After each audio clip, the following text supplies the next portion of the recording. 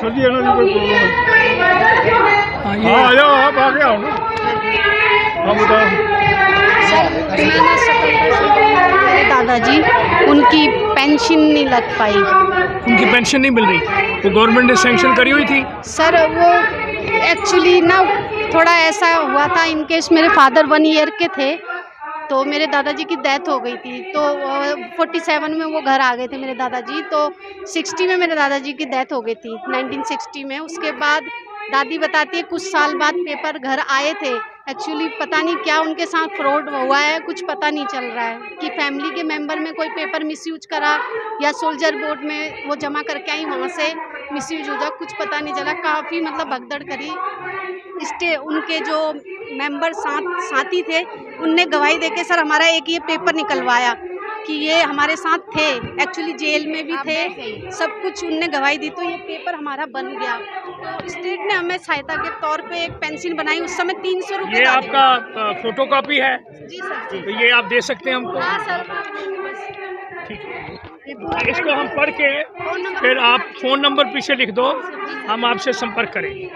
इधर लिख दीजिए। आज आपको सर 2600 दिन हो चुका है, आप लगातार सरकार के समक्ष अपनी मांगों को रख रहे हैं। सुप्रीम कोर्ट का ऑर्डर भी आपके पक्ष में है, कोर्ट का ऑर्डर भी कहीं ना कहीं आप लोगों के पक्ष में है, क्यों सरकार नहीं सुन रही, क्या लग रहा है? ये क्वेश्चन अगर आप प्रधानमंत्री जी से करें तो बहुत अच्छी बात होगी, या रक्षा मंत्री जी से करें तो बहुत अच्छी बात होगी। सरकार क्यों नहीं दे रही मुझे समझ नहीं आती।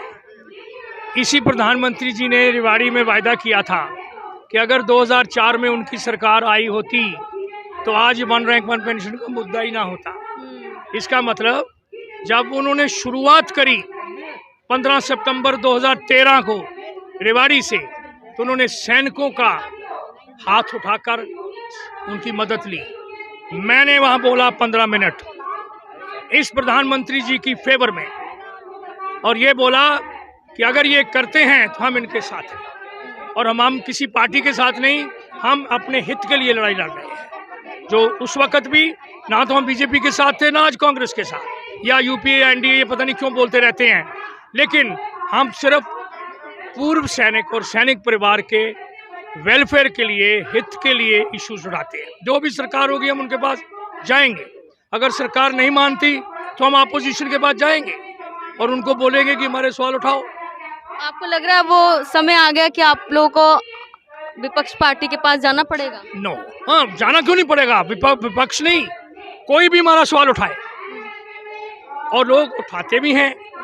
तो जब हमने 2014 में उठाया तो उस वक्त बीजेपी अपोजिशन में तो थी, उस वक्त इनके पास गए थे हम, इन्होंने हमारे सवाल उठाए थे। तो आज कौन सी दर्द पैदा होगी कि अगर हम कांग्रेस के पास या हम सपा के पास या हम किसी के पास भी जाते हैं कि हमारे सवाल उठाओ, सवाल उठा रहे हैं, हमने उनको ज्वाइन नहीं किया। कोई भी पूरे देश में बता दे कि हमने किसी पार्टी को ज्वाइन किया। आपको लग रहा है कि सरकार का मतलब निकल गया है? तो सरकार, मैं सिर्फ ये कहूँगा कि सरकार ने वादा किया, वो क्यों वादा पूरा नहीं कर रही, ये इसका जवाब मैं नहीं दे सकता। वादा तो जब इसलिए किया ना ताकि उनको वोट लेना था सर। देखिए, वो एक वोट की चीज़ जो एक हमारे गवर्नमेंट्स बनाने की पॉलिटिकल सिस्टम है, मैं ज़्यादा उसके ऊपर ना जाते हुए, हाँ, मैं अपने सैनिकों को बोलूँगा कि अपने हक के लिए लड़ाई करो, अपने हक के लिए अच्छे कैंडिडेट को वोट दो, ना कि ये पार्टीबाजी और अंधभगत। कोई भी सरकार आती है वो फिर ऐसे करने लग जाती है सर। देखिए, अभी तक तो यही हुआ है। यस, हमें बढ़ोतरियाँ मिली हैं, ये नहीं कि बिल्कुल नहीं मिला। सबक सीखना पड़ेगा है, जो सरकार ऐसी हरकतें कर रही है उनसे सबक सीखना होगा सर। नहीं, हम कोई सबक सिखाएंगे नहीं किसी सरकार को। आप लोग तो सबक सीख रहे हम हैं। तो सीख ही रहे हैं।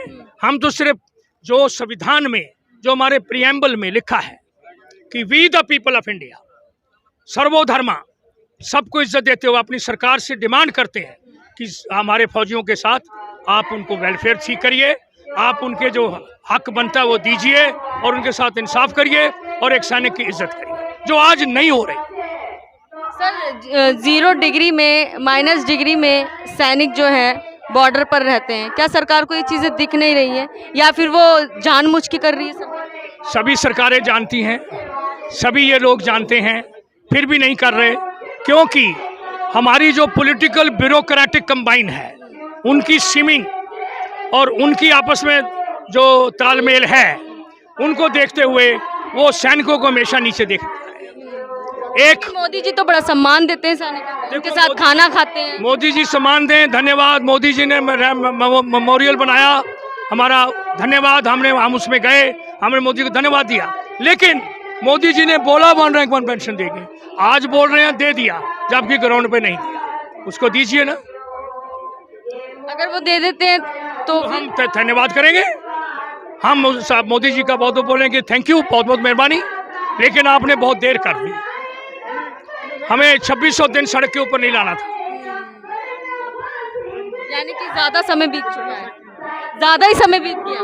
देखिए, ये तकरीबन फौज की प्रोटेस्ट की सबसे लंबा एक प्रोटेस्ट है, 2600 दिन, इसका मतलब 7 साल। तो सर अगर नहीं भी सुनती है, अगर 2022 में आपको पता ही है 2024 में चुनाव आ रहे हैं सर, तो क्या आप सरकार पलटने का काम करेंगे? हम चुनाव से हटकर हम अपने 1 रैंक 1 पेंशन की लड़ाई लड़ते रहेंगे, अपना हक मांगेंगे और हम अपने सभी सैनिकों को और पूरे देश को बोलेंगे, उनको वोट दीजिए जो एक अच्छा, जो अपने वादा पे पूरा निपटता है, जो ये मैनिफेस्टो बनाते हैं और वादा करते हैं उसको पूरा करें, ना कि वादा करा तोड़ने के लिए। लास्ट में तमाम सैनिकों को क्या संदेश देना चाहिए? यही संदेश देंगे, आओ united we will stand, united we will win.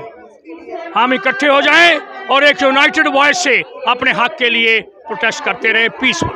और हम कहीं कहीं तो ऐसा भी देखा गया है कि सैनिकों ने खुद ही अपने अलग अलग संगठन बना रखे हैं। सेकेंड, सैनिकों ने खुद के अपने अलग संगठन बना रखे हैं। देखो, लोकल लेवल पे वो हमारे तक नहीं पहुंच सकते, तो लोकल लेवल पे तकरीबन 300 संगठन हैं। उनमें आप ही के ही उनमें से तकरीबन 150 से ज़्यादा संगठन मेरे साथ जुड़े हुए हैं। हमारी IESM और यूनाइटेड फ्रंट ऑफ एक्स-सर्विसमेन तो 350 हैं। यानी कि आपने यदि नो कहा तो वो नो ही कर देंगे? देखिए, हर एक का अपना, देखो, हम किसी को नो नहीं बोलेंगे, हम यही बोलेंगे कि जो बोलता है वो जो हमारे साथ, हम उसके साथ। इसको आप मानिए और अपने हक को लेने के लिए अपने वोट का अच्छा अधिकार करें। धन्यवाद सर, हमसे बात